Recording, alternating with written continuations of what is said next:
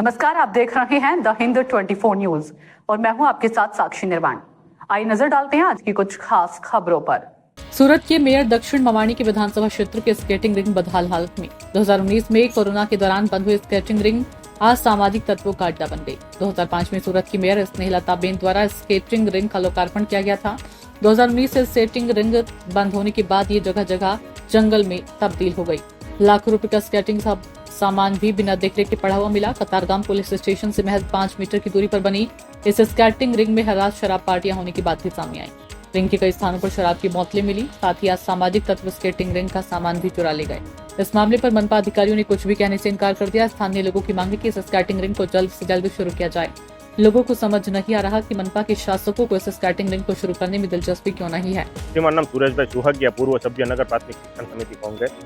આજ રોજ કતારગામ ખાતે આવેલી આ સ્કેટિંગ રિંગ ખાતે અમે સ્થળ મુલાકાત લેતા ખબર પડી કે આ સ્કેટિંગ રિંગ 2019 થી બંધ કરવામાં આવેલી છે। કરોડો રૂપિયાના ખર્ચે ઊભું કરેલું આ જે સ્પોર્ટ કોમ્પ્લેક્સ છે અત્યારે ધૂળ ખાઈ રહ્યું છે। આ સ્પોર્ટ કોમ્પ્લેક્સનો ઉપયોગ અત્યારે રમતગમતની બદલે લોકો દ્વારા દારૂ પીવા માટે, જુગાર રમવા માટે કરવામાં આવી રહ્યો છે। તમામ જગ્યાએ ઝાડી ઝાખરા ઉગી ગયેલા છે, જંગલ જેવું બની ગયેલું છે અને આની અંદર જે સ્પોર્ટના સાધનો હતા એ પણ ચોરાઈ ગયા હોવાની માહિતી મળેલી છે।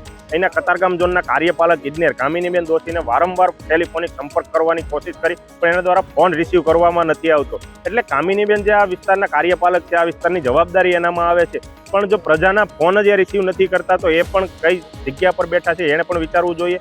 કારણ કે આ વિસ્તારની અંદર ફક્ત તંત્ર નહીં પણ અહીંના ચૂંટાયેલા પ્રતિનિધિઓ દ્વારા પણ કોઈ પણ પ્રકારની દરકાર લેવામાં ન આવતી હોય એવું લાગી રહ્યું છે અને છેવટે જે પ્રજાના પૈસાનો આ વેડફાટ થઈ રહ્યો છે અહીંયા। એટલે આપના માધ્યમથી અમે તંત્રને અને શાસકોને કહેવા માંગીએ છીએ કે આ પ્રજાના પૈસે જે આપના દ્વારા મોટા મોટા સંકુલો ઊભા કરવામાં આવી રહ્યા છે એની જાળવણી પૂરતી કરવામાં આવે અને લોકોને અને બાળકોને આની પૂરતી સુવિધા મળી રહે તો જ જે આપણે મહાકુંભ કરીએ, ખેલ મહાકુંભ, એની અંદર કરોડો રૂપિયાની જાહેરાત કરવામાં આવે છે અને ગુજરાત સરકાર દ્વારા 2036માં ઓલિમ્પિકની યજમાની લેવાની વાત કરવામાં આવે છે। પરંતુ આ રીતે જો ભ્રષ્ટાચારની અંદર આ સ્પોર્ટ સંકુલો ખદબદતા રહે છે તો આગામી આયોજન તો ઠીક પરંતુ એની વાત જ સુધા આપણી ઉડી જવા પામશે એવું લાગી રહ્યું છે આની ઉપર।